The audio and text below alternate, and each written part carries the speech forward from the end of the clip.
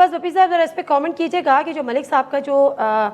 Narrative है, ये जो स्टांस है, वो कहते हैं कि सियासतदान चूंकि अपनी महाजराई में लगे रहते हैं, एक दूसरे को नीचे दिखाने में लगे रहते हैं, तो वो यानी इसका मतलब ये है कि सियासतदान, अगर मैं उसको थोड़ा सा समराइज़ कर दूं या रीफ्रेस कर दूं, तो ये सियासतदानों की नाकामी है जिसकी वजह से SIFC का क़याम अमल में आया और अब जो है वो मामलात पाकिस्तान की इस्टेब्लिशमेंट ने यानी फ़ौज ने अपने हाथ में ले लिए। तो ये तो सियासतदानों के लिए शर्म का मुकाम होना चाहिए।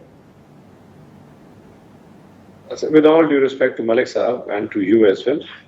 थोड़ा सा चीज़ों को बड़े कैनवस पे देखने की कोशिश करते हैं। पहली बात तो ये कि ठीक है SIFC बन गई है, at the end of the day सर्व तो पाकिस्तानी स्टेट को कर रहा है ना, पाकिस्तान की इकॉनमी को कर रहा है, पाकिस्तान की आवाम को कर रहा है। अगर एक प्लेटफॉर्म की वजह से 10, 20, 50 लोगों की वजह से जो ऑलरेडी सिस्टम में से तनख्वाह ले रहे हैं, अगर उनके किसी मिल बैठने की वजह से या उनके दोबारा मुलाकातों की वजह से पाकिस्तान में 10-20 अरब डॉलर मुतवक्का तौर पे, जो कि अभी तक नहीं आया, अगर आ भी जाते तो हम कौन होते इस पर एतराज करने वाले। Very nice. पिछले 1-2 साल से हम सुन रहे हैं कि 50 अरब डॉलर आ रहा है, 75 अरब डॉलर आ रहा है। अगर कल परसों 10 अरब डॉलर की नवीद आ गई है, ऑल्दो कि हमें इस पर डिटेल का अंदाजा नहीं है कि वो इन्वेस्टमेंट कहाँ होगी, कौन से सेक्टर में जाना है, चलें इसको इसी मान लेते हैं। बट हैविंग सेड दैट, जो मलिक साहब ने कहा कि सियासतदानों की नाकामी,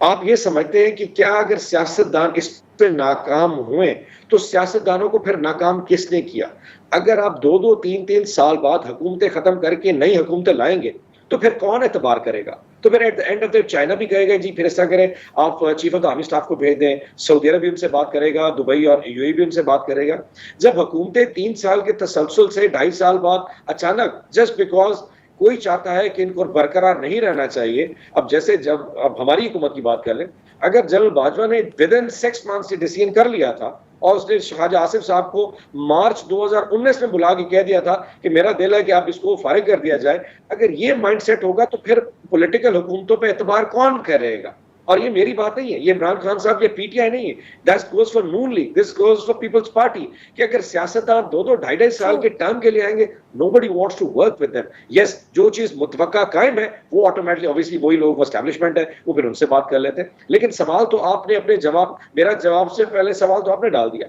जब दुबई में 17,000 पाकिस्तानी 400, 450 अरब डॉलर की इन्वेस्टमेंट करेंगे तो दुबई पाकिस्तान में इन्वेस्टमेंट क्यों आएगा? फिर क्या उसके बाद, इस दुबई लीक्स आने के बाद, आपने उन 17,000 लोगों का डाटा पाकिस्तानी कौम को बताया कि ये जी ऑन बपी है, इसकी जनाब दुबई के अंदर ये फलाना इतना बड़ा टावर खड़ा है, लेकिन रिटर्न्स में इसकी जो टोटल इनकम है वो 5 करोड़ आ रही है, इसकी टोटल जायदाद 5 करोड़, लेकिन दुबई में 50 करोड़ का टावर है। क्या आपने मुझे एक्सपोज किया? नहीं, बिकॉज इस पूरी गंगा में हम सारे के सारे एक्सपोज हो जाएंगे, हम सारे नंगे हो जाएंगे। This is one of the reasons कि कोई हम पे ट्रस्ट नहीं करता। ठीक है, आज मौका है, SIFC का प्लेटफॉर्म ही है, अभी SIFC पूछा कि दुबई लीक्स वाले सारे लोगों को एक्सपोज कर दे कि किस की पाकिस्तान से बड़ी जायदाद है। लेट्स हमें एक्सपोज तो करें, हम सियासतदान हैं, हम बुरे लोग हैं, आप हमें एक्सपोज करके पाकिस्तानी अवाम के सामने एक्सपोज कर दें ताकि आज के बाद हमें कोई, वैसे ये बात बिल्कुल ठीक है, अगर उस पर कहीं ब्यूरोक्रेट